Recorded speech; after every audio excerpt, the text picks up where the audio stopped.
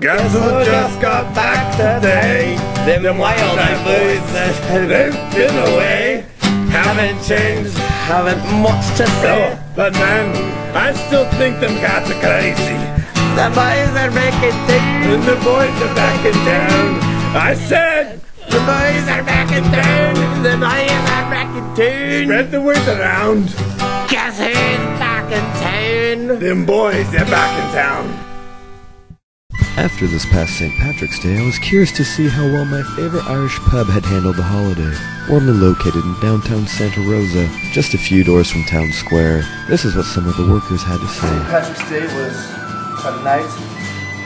I learned a lesson. It's the first time I had worn suspenders. It's awesome. Actually, it went a lot smoother than last year, in my opinion. That was pretty good. I got caught a couple times eating off people's food. But it was awesome, from what I can remember. Very methodical strategy. You know, I check, make sure they're clean, looking people. And I only eat off what they haven't touched. But not all of the employees were so willing to speak with me. I would love to tell you, Sean, but I can't. Why? Puts too many people's lives at risk. I sat with one of the founders of Stout Brothers to find out what the big secret was. How was it for me? Oh, it's a good night, but I don't know how to say it.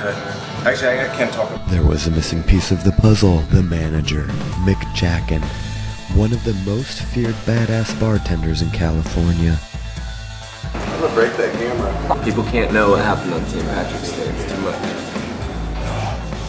I know I said I'd finish the interview. It's just tough. You know, towards the end of the night, I lost my cookies. I don't know what happened. I think somebody may have taken them. And last thing I remember was a car bomb, and then all of a sudden my cookies were gone. I don't know. I think it was a setup. I think it was the old one too. They took me down and they took my cookies. I think it was my stole the cookies from the cookie jar. Highlights, couple lowlights, pros and cons. Pros. Corned beef hash, delicious. They say they were a little stressed from St. Patty's Day. I had to send them out on an outing to heal them wounds. Yeah, for them to feel better. They were at each other's throats, I tell you, by the end of the night. Don't be filming me yet, you son of a... They were going crazy. So I sent them out on a little outing, little frisbee golf. St. Patrick's Day was awesome. I had a blast. Lots of good people. Lots of nice buds. I got surprised sneak attack kissed by, I'd say she's at least in her mid-50s. Pretty wrinkly. What happens on St. Patrick's Day stays on St. Patrick's Day. Jared definitely stole the cookies from the cookie jar. Who stole the cookies? Definitely the bouncers. Have you seen those guys? Rob, Devin, Justin. When I asked Mick Jackin about the cookies, he had this to say. Frisbee golf, it would have to be.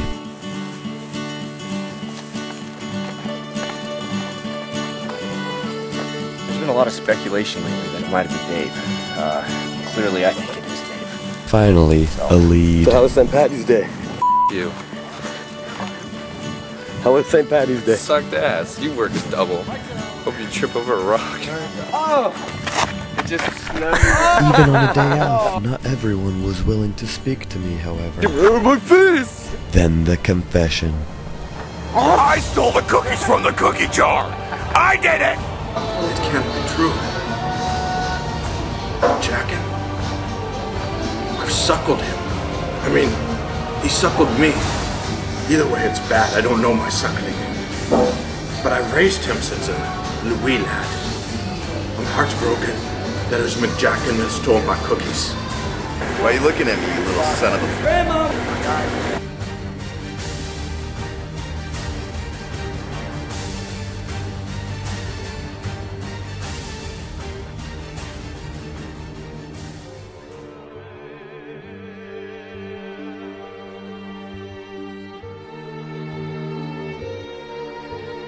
I'm innocent.